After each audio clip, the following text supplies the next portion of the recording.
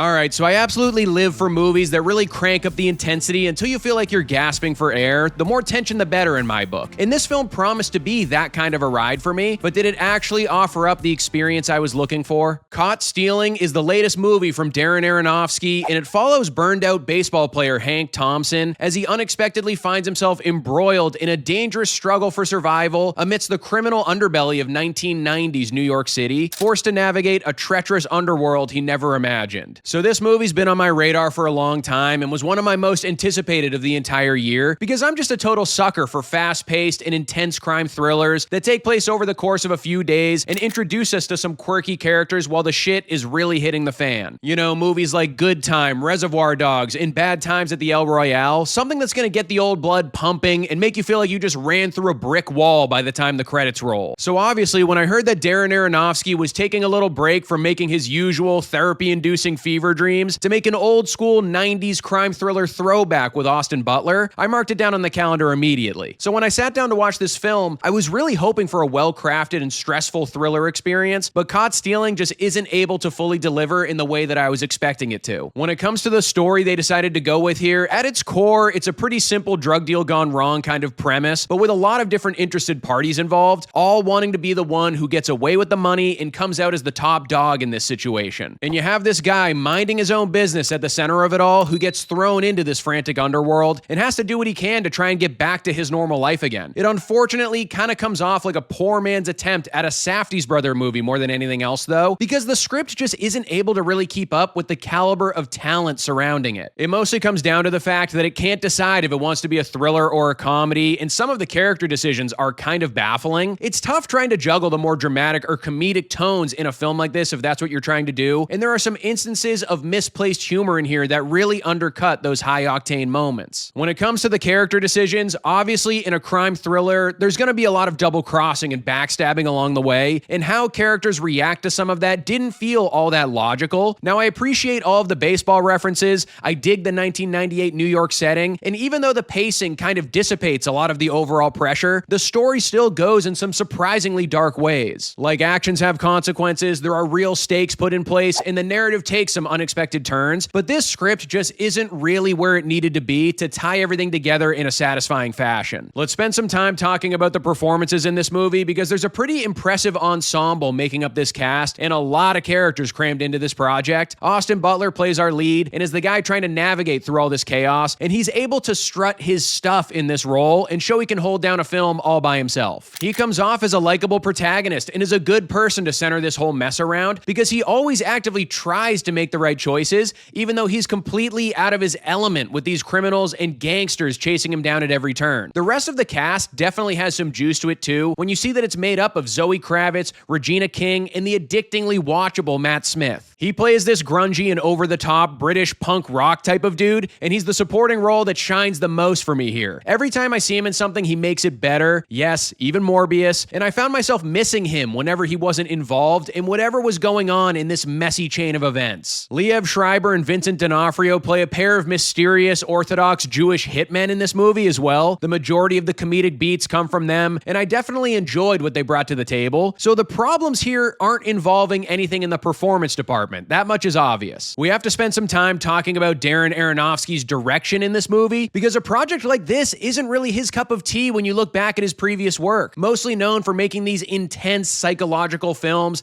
that center around human obsession and make you want to take a cold shower after watching them, it's interesting seeing him change gears to a much more straightforward and simple kind of a setup. Caught Stealing is far and away the most accessible film in his entire catalog, and I think for the most part, he handles his duties behind the camera well in this movie. The setting felt authentic to the late 90s, the chase sequences had the right level of intensity, and the more brutal moments were framed in an effective way to elicit a reaction. With all of that being said though, if some of the pacing and the tonal shifts were tinkered with, we could have had a really solid crime thriller on our hands, but instead we just have a decently entertaining and messy one instead. Kind of a bummer, man. Overall, guys, Caught Stealing is a movie that I was super excited for, but it doesn't really come close to living up to its full potential. The performances, the setting, and the action are definitely all positives here, but the script and its shifting tone are holding the film back from cementing itself as a well-executed crime thriller experience. Austin Butler continues to elevate his star status and commands the screen with what he's given, but I don't see this being being anything more than a one-time watch given its flaws. Caught Stealing gets a Sully score of 3 stars. So that's my review of the latest crime thriller movie. What's your favorite film in the genre from the past 10 years? I have to go with Good Time from the Safdie brothers, but let me know in the comments below what you think. Don't forget to like this video and subscribe to the channel if you haven't already, and I'll see you guys at the next one.